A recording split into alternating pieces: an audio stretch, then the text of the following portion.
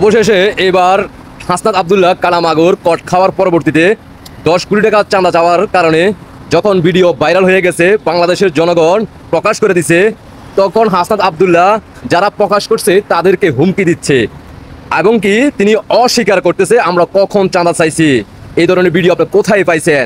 দেখতে থাকুন। আর জয় বাংলা সৈনিক ভাই বোনরা দেশ বিদেশে এই মুহূর্তে যেখানে থাকেন সর্বোচ্চ শেয়ার করে দেশবাসীকে দেখার সুযোগ করে দিবেন, যাতে বাংলার মানুষ জানতে পারে যে চাঁদা চাইছে, তার কারণে ভিডিও করার কারণে, এইবার ভিডিও পাবলিশ করার কারণে তাদেরকে হুমকি দিচ্ছে ফোন করে হাসনাত আব্দুল্লাহ উরুফে কালামাগুর। শুনতে থাকুন। আমি আপনাকে কয়েকদিন আগে ফোন দিয়েছিলাম না, আপনি ফাঁকটামিটা কেন করেন? একদম খাই দিবে কিন্তু আমি আপনাকে ভিডিওটা দেই, একদম খাই দেবো কিন্তু আপনার দাঁত কান টান ফাড়াই ফেলবো। আমি আপনাকে আপনি সাইডাই মারাইতে আসছেন না। আপনি এই পর্যন্ত 3-4 বার আমি আপনাকে ভিডিও পাঠাই। আমি আপনাকে আপনি কোন জায়গায় যে আমরা কোন জায়গায় চান্দা চাই, কোন জায়গায় আপনি চান্দা চাইতে পুলিশ পাঠাবো অবশ্যই। ওই যে ওই কি যে কি শুনলেন তো? চাঁদা চাইছে, আবার সেটা প্রকাশ করা যাবে না। হাসনাত আব্দুল্লাহ ডক্টর সুধী ইউনূসের নেতৃত্বে রাজুতে আসার জন্য হুমকি দিচ্ছে। রাজুতে আসবা না বন্ধু। এবার আসেন, বিগত দিনে কিছুদিন আগে যে ভিডিওটা ফাঁস হয়েছে সেটাও আপনারা দেখেন। সাধারণ জনগণ যেভাবে ক্ষিপ্ত হয়েছে হাসনাত আব্দুল্লাহর বিরুদ্ধে, 10 লক্ষ টাকা চাঁদা অলরেডি সে নিয়ে গেছে, আবার চাচ্ছে। পরবর্তীতে এলাকার বাসী তখন ক্ষিপ্ত হয়ে পুলিশকে জানান দেয়, পুলিশ আসতে বাধ্য হয়। দেখতে থাকুন। 1,28,000 টাকা হাসনাত আব্দুল্লাহর কথা বললা চাঁদানি সেঞ্চুরি নেতা মুদ্রার শাওন। তারপরে হচ্ছে এটা গেল, আজকে আবার 30,000 টাকা নেওয়ার জন্য ডাইকা পোলারে নিয়ে আসছে। জনগণ হাতে নাতে ধরা দিলে জনগণ গণদলাই দিছে। তারপরে হচ্ছে শাওনের বাবা হচ্ছে ঢুকিয়ে দিছে। এলাকাবাসী প্লাস ওদের সাথে কিছু এমপির লোকজন ছিল, ছেলে পেলে ছিল, এসে আমাদের গায়ে হাত তুলছে, ওরে নিয়ে গেছে। ঘটনা কোথায়? এই যে এখানে এখন ওর বাসাকে এইটা। হ্যাঁ এইটা। আপনি একটু দয়া করে থানায় পোস্ট করবেন। সবাই রাজুতে আসো, সবাই রাজুতে আসো। এবার আমাদের সবাইকে ঘিরে রেখেছে, পিটাচ্ছে। সবাই রাজুতে, সবাই প্রত্যেকটা হলের সবাই রাজুতে আসো।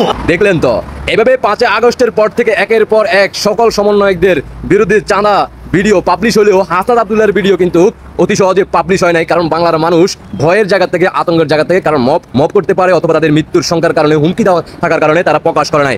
অবশেষে যখন ভিডিওটা পাবলিশ হয়ে গেল, তাদেরকে বিভিন্নভাবে হয়রানি এবং কি হুমকি দিয়ে যাচ্ছে। যখন ওইখানে স্থানীয় লোকেরা তাদের কথা শোনে নাই, প্রকাশ্যে হাসনাত আব্দুল্লাহ তাদেরকে ফোন দিয়ে আবারও থ্রেট দেয় যে আপনি এই ধরনের ভিডিও কেন পাবলিশ করলেন? আমি চাঁদা চাইছি, সেটা কেন ভিডিও আকারে আপনি পাবলিশ করলেন? চাঁদা চাইলাম কোথায়, আপনি কোথায় থেকে আবার সেটাকে আবার পাবলিশ করে? মানে উনি চাঁদা চাইবে গাজীপুরে, রাজুতে, আর বাংলাদেশের মানুষ যদি চট্টগ্রাম থেকে কেউ যদি ভিডিও পাবলিশ করে তাকেও কপি দিতে হবে যে আমি রাজুতে চাঁদা চাইছি। রাজুর বিষয়টা রাজু এলাকায় লোকেরা দেখুক, তারা সেটা নিয়ে আলোচনা করবে। আপনি চট্টগ্রাম, সিলেট অথবা লন্ডন, জাপান, থাইল্যান্ড, সিঙ্গাপুর থেকে কেন সেটা প্রচার করবেন? সেটা প্রচার করা যাবে না। এই হচ্ছে বিষয়। দেশবাসীকে দেখার সুযোগ করে দিবেন সর্বোচ্চ, কারণ হাসনাত আব্দুল্লাহ কট খেয়ে গেছে। এবার বাংলাদেশের মানুষ যেখানে যাবে এবার হাসনাত আব্দুল্লাহকে বলবে চাঁদাবাজ, চাঁদাবাজ, চাঁদাবাজ। আশা করি বুঝতে পারছেন। দেশবাসীকে দেখার সুযোগ করে দেন, সর্বোচ্চ শেয়ার করে দেন। দেশবাসী সিদ্ধান্ত নেয়, বাংলার মানুষ জানুক কার হাতে ক্ষমতা আসলে বাংলাদেশের মানুষ ভালো থাকবে, নারী সমাজ ভালো থাকবে, ব্যবসা প্রতিষ্ঠান যারা করতেছে, যারা উদ্যোক্তা, তারা ভালো থাকবে।